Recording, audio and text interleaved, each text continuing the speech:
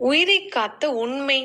நரி, ஓநாய், முயல் ஆகிய மூன்றும் சேர்ந்து ஒரு விவசாயியின் பயிர்களையும் விளைபொருட்களையும் நாசம் செய்து வந்தன. இதனால் மிகவும் பாதிக்கப்பட்ட விவசாயி மூன்றையும் ஒழித்து கட்ட முடிவு செய்தான். ஒரு நாள் அந்த விவசாயி அவைகளை பிடிக்க பொறிகளை வைத்தான். ஒரு நாள் நரி, ஓநாய், முயல் மூன்றும் விவசாயி வைத்த பொறிகளில் மாட்டிக்கொண்டன. அவற்றை பிடித்த விவசாயி முதலில் முயலிடம், என் தோட்டத்திற்கு ஏன் வந்தாய் என்று கேட்டான். அதற்கு முயல், முள்ளங்கி இலைகளை சாப்பிட வந்தேன். பசியினால் தான் இந்த தவறை செய்துவிட்டேன். இனி ஒருபோதும் இங்கே வரமாட்டேன். என்னை மன்னித்துவிடு என்று உண்மை கூறியது. அடுத்தது நரியிடம் கேட்டான். அதற்கு நரி, முயல் போன்ற பிராணிகள் வந்து உனது தோட்டத்தை அழித்துவிடக் கூடாது என்று எண்ணித்தான் வந்ததாக கூறியது. அதற்கு அடுத்தபடியாக ஓநாயிடம் கேட்டான். அதற்கு அந்த ஓநாய், நீ திருடி வைத்துள்ள எங்களுக்கு உணவாக வேண்டிய ஆட்டுக்குட்டிகளை உண்ண வந்தேன் என்று ஆணவத்துடன் கூறியது. மூன்றை விசாரித்த விவசாயி தன் தவறை ஒப்புக்கொண்ட முயலை மட்டும் விடுவித்து நரியையும் ஓநாயையும் கொன்றான். நீதி, உண்மை நிச்சயம் வெல்லும்.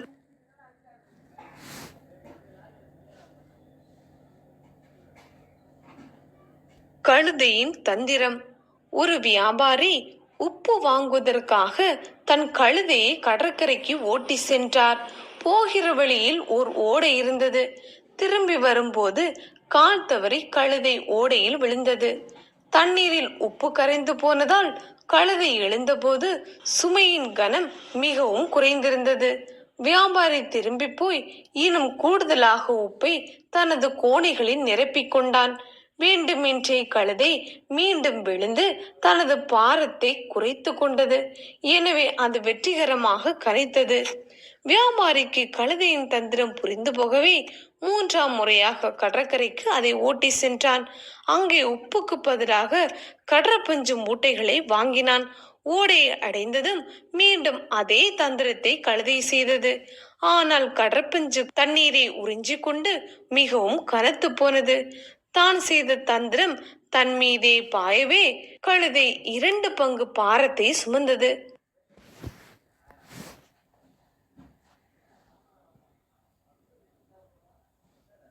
இரண்டு முட்டாள் ஆடுகள்.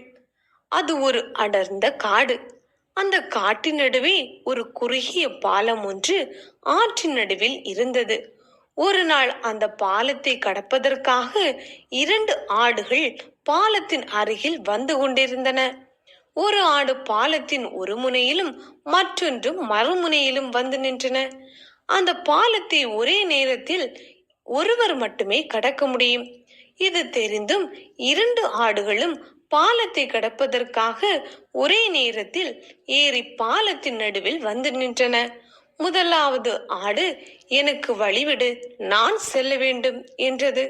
உடனே இரண்டாவது ஆடு, நான் தான் முதலில் வந்தேன், எனக்கு நீதான் வழிவிட வேண்டும் என்றது. இப்படியே 2 ஆடுகளும் விட்டு கொடுக்காமல் சண்டையிடத் தொடங்கின. சண்டையிடும் போது 2 ஆடுகளின் கால்களும் பிடிமானம் இன்றி ஆற்றில் விழத் தொடங்கின. ஆற்றில் விழுந்தவுடன் 2 ஆடுகளும் தங்கள் செய்த தவறை நினைத்து வருந்தின. இறுதியில் 2 ஆடுகளும் நீரில் மூழ்கி இறந்து போயின. நீதி, விட்டு கொடுக்க வேண்டிய இடத்தில் கண்டிப்பாக விட்டு கொடுக்க வேண்டும்.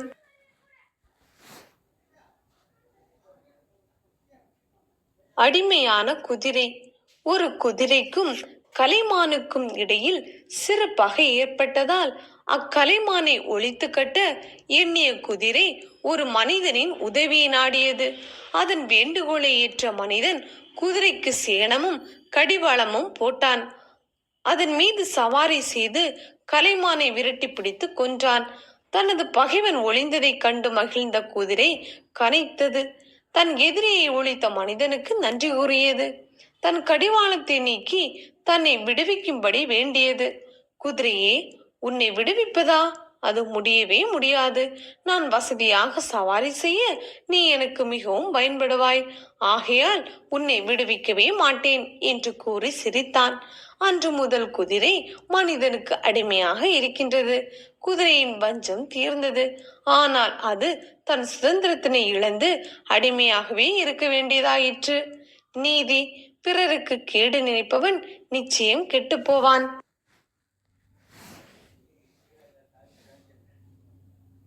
ஒரு தவளையும் ஒரு சுண்டெலியும். ஒரு காட்டில் ஒரு தவளையும் ஒரு சுண்டெலியும் நண்பர்களாக வாழ்ந்து வந்தனர். இந்நிலையில் தவளை வாழ்ந்து வந்த குளத்தில் நீர் வற்றிவிடவே தவளை மிகவும் வருந்தியது. அதனால் எலி அங்கும் இங்கும் தேடி அலைந்து ஒரு குளத்தை கண்டுபிடித்தது. இருவரும் சேர்ந்து குளத்தின் அருகில் சென்றவுடன் குளம் யாருக்கு சொந்தம் என்பதில் இருவருக்கும் சண்டை ஏற்பட்டதனால் எலி தன் இனத்தவரை ஆதரவுக்கு அழைத்தது. தவளையும் அதே போல் தன் இனத்தவர்களை உதவிக்கு அழைத்தது. சண்டையில் நிறைய எலிகளும் தவளைகளும் இறந்து போயிற்று.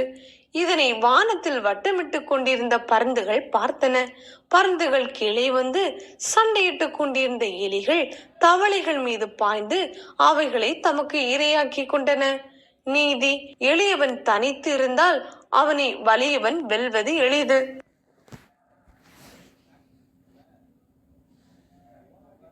சிங்கமும் சிறு எலியும். ஒரு நாள் மதிய வேளையில் சிங்கம் ஒன்று காட்டில் தூங்கிக் கொண்டிருந்தது. அங்கு வந்த எலி சிங்கத்தின் மீது குதித்து விளையாடியது. இதனால் சிங்கம் விழித்தெழுந்து கோபம் கொண்ட சிங்கம் எலியை பிடித்து, நீ எனக்கு இன்று நல்ல மதிய உணவாக போகிறாய் என்று கர்ஜித்தது. ஆனால் எலியோ சிங்கத்திடம், என்னை மன்னித்து விடுங்கள், நான் தெரியாமல் உங்கள் மீது ஏறிவிட்டேன், என்னை சாப்பிடாதீர்கள் என கெஞ்சி கேட்டது. சிங்கத்திடம், இன்று நீங்கள் என்னை கொல்லாமல் விட்டால் என்றாவது ஒரு நாள் உங்களுக்கு என் நன்றியை திருப்பி செலுத்துவேன் என்றது. சிங்கமோ, இவ்வளவு சிறிய உடம்பை வைத்துக்கொண்டு எனக்கு நீ உதவ போகிறாயா என்று எலியை ஏளனம் செய்தது. இருந்தாலும் எலியை கொல்லாமல் போகவிட்டது.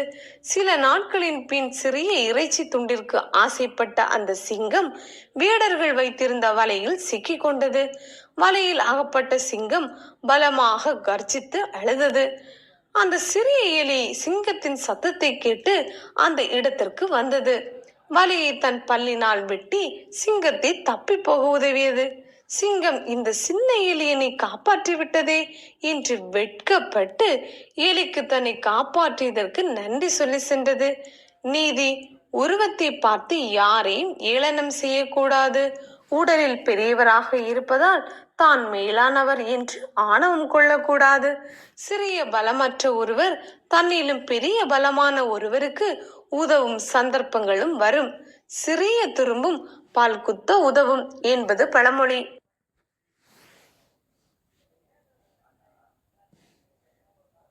நன்றி கெட்டு ஓநாய்.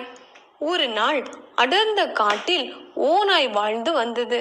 அதற்கு வசமான மாமிச வேட்டை கிடைத்தது. ஆவலுடன் வேக வேகமாக இரையை தின்றது. அப்போது அதன் தொண்டையில் ஒரு எலும்பு சிக்கி கொண்டது. வலி பொறுக்க முடியாமல் ஊளையிட்டு கொண்டே அங்கும் இங்கும் ஓடியது. அப்போது ஒரு கொக்கு எதிரே வந்தது. அதனிடம் சென்ற ஓநாய் தனது தொண்டையில் மாட்டிக்கொண்ட எலும்பை எடுத்தால் தன்னிடம் உள்ள ஏராளமான பொன்னையும் பொருளையும் தருவதாக ஆசை வார்த்தை கூறி உதவும்படி மிகவும் கெஞ்சியது. ஓநாயின் ஆசை வார்த்தைகளுக்கு மயங்கிய கொக்கு உதவ முன் வந்தது. தனது நீண்ட அலகை ஓநாயின் வாய்க்குள் விட்டு எலும்பை எடுத்தது. சொன்னபடி பரிசு தரும்படி கொக்கு கேட்டது. பரிசா? உனக்கு நான் தருவதா என்று ஏளனமாக சிரித்தது ஓநாய். மேலும் உன் கழுத்தை கடித்து கொள்ளாமல் உயிருடன் விடுவதே பெரிது. மரியாதையாக இந்த இடத்தை விட்டு ஓடிவிடு என்று விரட்டி அடித்தது. நன்றியில்லாத ஓநாய்க்கு உதவியது பாவம் என்று எண்ணிக்கொண்டே கொக்கு தன் வழியே சென்றது. நீதி: ஆபத்தில் உதவியவனை அலட்சியப்படுத்த கூடாது.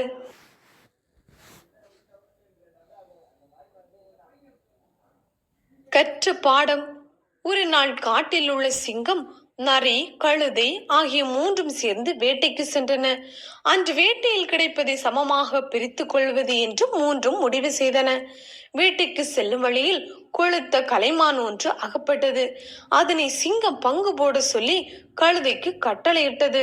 அக்கழுதையோ ஏற்கனவே மூவரும் செய்து கொண்ட ஒப்பந்தத்தின்படி கலைமானை 3 சமபங்காக கூறு போட்டது. சிங்கமோ தனக்கு மரியாதை கொடுக்காமல் சமபங்கு போட்ட கழுதையின் மேல் கோபம் கொண்டு அதன் மீது பாய்ந்து கழுதையை கொன்றது. பிறகு உடனிருந்த நரியை பங்கு போட சொல்லியது சிங்கம். சிறிய பங்கை தனக்கு வைத்துக் கொண்டு மீதமுள்ள அனைத்தையும் சிங்கத்துக்கே கொடுத்தது.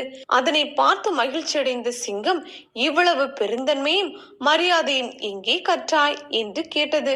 அதற்கு அந்த நரி இறந்து கிடக்கும் கழுதையை சுட்டிக்காட்டி, இதனிடமிருந்துதான் கற்றுக்கொண்டேன் என்று கூறிவிட்டு அவ்விடத்தை விட்டு சென்றது. நீதி கெட்டவர்கள் நியாயத்திற்கு மதிப்பளிக்க மாட்டார்கள்.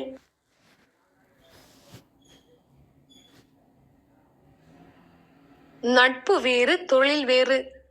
ஒரு ஊரில் இணை பிரியாத நண்பர்கள் இருவர் வாழ்ந்து வந்தனர். அதில் ஒருவன் சலவை கடைக்காரன், இன்னொருவன் அடுப்புக்கறி வியாபாரி. இந்த இருவரது நட்பையும் பார்த்து அந்த ஊரே ஆச்சரியமடைந்தது. அத்துடன் இவர்கள் இருவரும் சந்தித்து பேசாத நாட்களே இல்லை. ஒருவனுக்கு பணம் தேவை என்றால் அடுத்தவன் உதவி செய்வான். ஒரு நாள் அடுப்புக்கறி வியாபாரி சலவை கடைக்காரனிடம், நண்பா, நீ வீணாக கடைக்கு வாடகை கொடுத்து உனது பணத்தை செலவு செய்யாதே. எனது கடையிலேயே ஒரு அறையில் உனது தொழிலை நீ செய்யலாம் அல்லவா என்று யோசனை கூறினான். அதற்கு சலவை கடைக்காரன், நண்பனே, உனது நல்ல குணத்திற்கும் எண்ணத்திற்கும் நான் தலை வணங்குகிறேன். ஆனால் ஒரே இடத்தில் நாம் இருவரும் தொழில் செய்வது என்பது இயலாத காரியம். அதற்கு காரணம், நான் அழுக்கை போக்கி சுத்தம் செய்பவன், நீயோ அழுக்கை சேர்க்கும் தொழிலை செய்கிறாய்.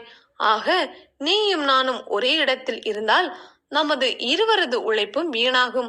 அத்துடன் நமது இருவரது தொழிலும் சேர்ந்து பாதிக்கும். ஆகவே இந்த விஷயத்தில் மட்டும் நம்முடைய கூட்டுறவு வேண்டாம். நாம் என்றும் நல்ல நண்பர்களாக இருக்க வேண்டும் என்று கூறினான். உடனே அந்த அடுப்புக்கறி வியாபாரி, ஆம், உண்மைதான். உனக்கு என்னை விட முன் யோசனை அதிகம். நமது நட்பை போலவே இந்த வியாபார உறவும் சரிபட்டு வரும் என்று நினைத்து விட்டேன். ஆனால் நீ சொன்ன பிறகுதான் எனக்கே புரிந்தது. நமது நட்பு வேறு, வியாபாரம் வேறு என்பது. நீதி எப்போதும் நட்பு என்பது வேறு, தொழில் என்பது வேறு. இரு மாறுபட்ட தொழில்கள் அல்லது பழக்க வழக்கங்களை கொண்டவர்கள் ஆத்ம நண்பர்களாகவே இருந்தாலும் அவர்களால் ஒரே இடத்தில் இருக்க முடியாது.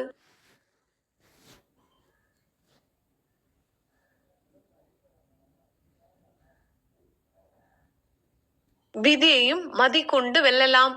பொதுவாகவே வௌவால்கள் இரவில்தான் இரை தேடும். காரணம், அவைகளுக்கு இரவில்தான் நன்றாக கண் தெரியும். அதே சமயத்தில் பகலில் அவைகளால் சரியாக பார்க்க கூட முடியாது. அதனால் பெரும்பாலும் வௌவால்கள் பகலில் நன்றாக தூங்கிவிடும். அப்படித்தான் ஒரு மரத்தில் இருந்த வௌவால் உட்கார்ந்தபடி தூங்கிக் கொண்டிருந்தது. ஆழ்ந்த தூக்கத்தில் இருந்த வௌவால் கால்பிடி நழுவி மரத்தில் இருந்து கீழே விழுந்து விட்டது. அந்த மரத்தடியில் வாழ்ந்து வந்த கீரி ஒன்று ஓடி சென்று அந்த வௌவாலை லபக்கென பிடித்து கொண்டது.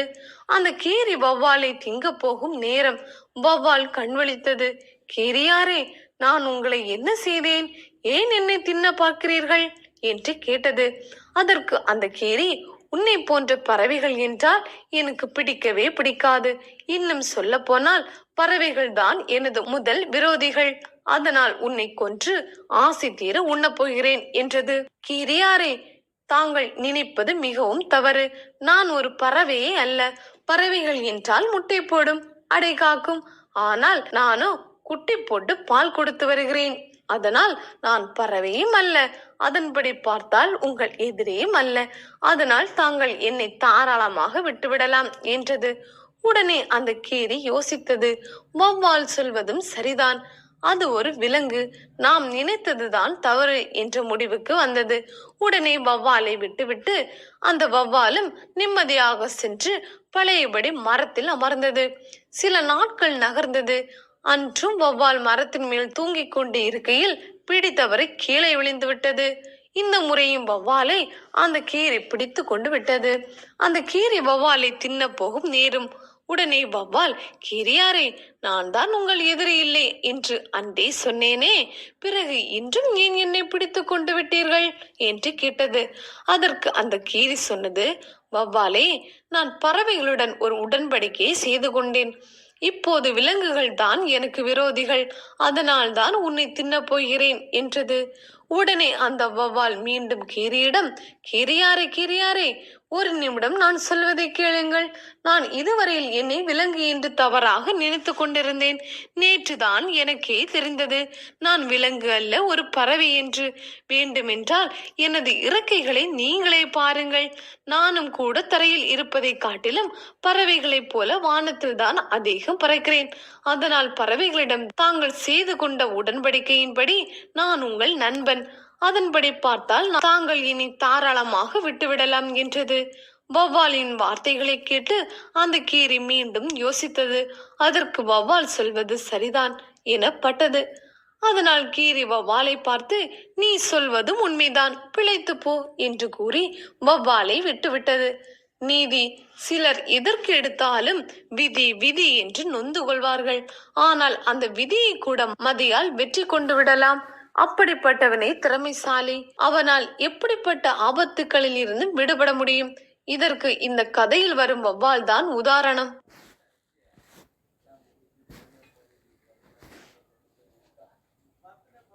நன்றி மறப்பது நன்று அல்ல. ஒரு அழகான மான் காட்டில் புற்களை மேய்ந்து கொண்டிருந்தது. அப்போது ஒரு வேடன் அந்த காட்டில் வேட்டையாட வந்திருந்தான். அதை உடனடியாக அறிந்துவிட்ட மான் உயிர் தப்பிக்க அங்குமிங்கும் ஓடத் துவங்கியது. வேடனும் விடாமல் அந்த மானை துரத்தி கொண்டே போனான். அந்த மான் ஓடி ஓடி களைத்து போனது. இறுதியில் இருந்த இடத்தில் ஒரு திராட்சை தோட்டம் இருப்பதை கண்டு அதனுள் ஓடி மறைந்தது. வேடனும் அந்த மானை பின்தொடர்ந்து திராட்சை தோட்டத்துக்குள் ஓடினான். அந்த மானின் உயிர் ஆபத்தில் இருப்பதை கண்ட அந்த திராட்சை கொடி, மானே, நீ கவலைப்படாதே, உனக்கு நான் இருக்கிறேன். எனது அடர்ந்த இலைகள் உனக்கு பாதுகாப்பாக இருக்கும். நீ அதனுள் மறைந்து கொள் என்றது. மானும் அந்த இலை செடிகளுக்குள் மறைந்து கொண்டது. மறுபுறம் அந்த திராட்சை தோட்டத்துக்குள் பிரவேசித்த வேடன் 8 திசைகளிலும் சுற்றி சுற்றி பார்த்தான். ஆனால் எங்குமே அவன் துரத்தி சென்ற மானை அவனால் பிடிக்க முடியவில்லை. எங்கோ அந்த மான் தப்பி ஓடியிருக்க வேண்டும் என்று கருதி கொண்டு வெளியேற நினைத்தான் அந்த வேடன். ஆனால் அந்த வேடனின் மனம் சற்றே உறுத்தியது. அத்துடன் அவன் வெகு நேரம் ஓடி வந்ததால் வெயிலும் களைப்பும் சேர்ந்து அவனை மிகவும் உறுத்தியது. அதனால் அவன் அந்த திராட்சை வனத்தில் இருந்த ஒரு கல்லின் மீது அமர்ந்தான். வேடன் போய்விட்டான், இனி நமக்கு எந்தவித ஆபத்தும் இல்லை என்று நினைத்த மான் உடனே சற்றும் யோசிக்காமல் தனக்கு புகலிடம் அளித்த அந்த திராட்சை கொடியின் இலைகளை தின்ன ஆரம்பித்தது. அந்த நன்றி கிட்ட மானின் இந்த செயலை கண்டு அந்த திராட்சை கொடி மிகவும் வேதனை அடைந்தது. உடனே அந்த திராட்சை கொடி அந்த மானிடம், மானே, உனது உயிரை நான் காத்து கொடுத்தேன். ஆனால் நீயோ அந்த நன்றியை மறந்துவிட்டு எனது இலைகளை தின்னுகிறாயே, உனக்கே இது நியாயமா என்று கேட்டது. அதற்கு அந்த மான், நன்றி, நட்பு, அன்பு எல்லாம் ஏட்டு சுரைக்காய் போன்றது. அது பசிக்கு உதவாது, வாழ்க்கைக்கும் ஒத்து வராது. தவிர நான் ஒன்றும் வலிய வந்து உன்னிடம் புகலிடம் கேட்கவில்லையே. நீதான் என்னை அழைத்தாய், சும்மா போகிறவனை அழைத்தாய் அல்லவா, அதன் விளைவை நீதான் அனுபவித்து ஆக வேண்டும் என்று கூறிக்கொண்டு அந்த திராட்சை செடியின் அடர்த்தியான மரக்கிளைகள் அனைத்தையுமே தின்று தீர்த்தது. இது ஒரு புறம் இருக்க, இலை கொடிகள் அசையும் சத்தம் அந்த வேடனின் காதுகளில் நன்றாக கேட்டது. உடனே சத்தம் வந்த திசையை நோக்கி அந்த வேடன் திரும்பி பார்த்தான். அப்போது அந்த திராட்சை மரத்தின் கிளைகள் பெரும்பாலும் அந்த மானால் மேயப்பட்டு இருந்ததால் வேடனின் கண்களுக்கு அந்த மான் தெள்ள தெளிவாக தெரிந்தது. அந்த வேடன் யோசிக்காமல் சற்றும் தாமதிக்காமலும் உடனுக்குடன் செயல்பட்டு தனது கூர்மையான அம்பு ஒன்றை அந்த மானை நோக்கி செலுத்தினான். வேடனின் இந்த அம்பானது குறித்தவராமல் சென்று அந்த மானின் கழுத்தை துளைத்தது. அடுத்த நிமிடம் அந்த மான் துடிதுடித்து இறந்தது. அந்த வேடன் சந்தோஷத்துடன் ஓடிப்போய் அந்த மானின் உடலை சுமந்து கொண்டு தனது வீடு வந்து சேர்ந்தான். நீதி, எதிரியிடம் இருந்து காத்து அடைக்கலம் கொடுக்கும் நண்பனுக்கு ஒருவன் செய்யும் துரோகமானது அவனையே இறுதியில் அழித்துவிடும் என்பதற்கு இந்த கதை ஒரு நல்ல உதாரணம்.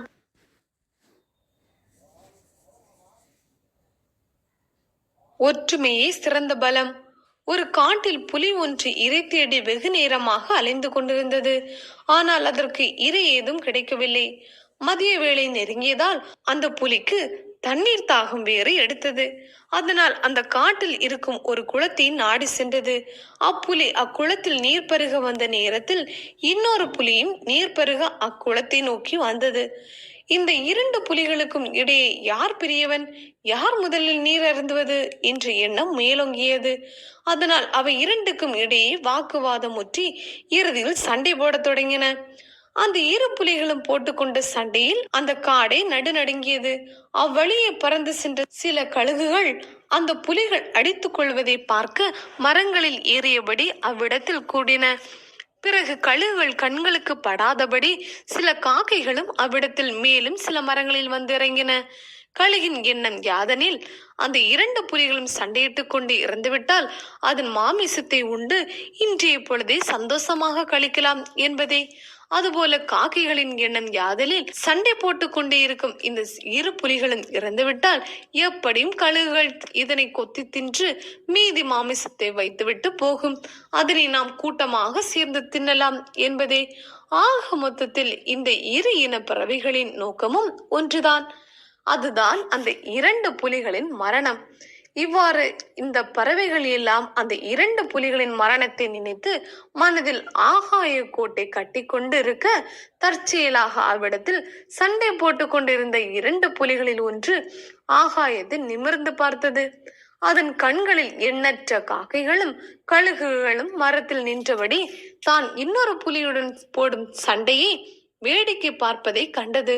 உடனே அந்த புலி அடுத்த புலியை நோக்கி, நண்பா, நாம் இருவரும் சண்டையிட்டு கொண்டு மாண்டு போய் விடுவோம் என இந்த பறவைகள் எதிர்பார்த்து கொண்டு இருப்பதை கண்டாய் அல்லவா? அதற்கு நாம் இடம் கொடுத்து விடக்கூடாது.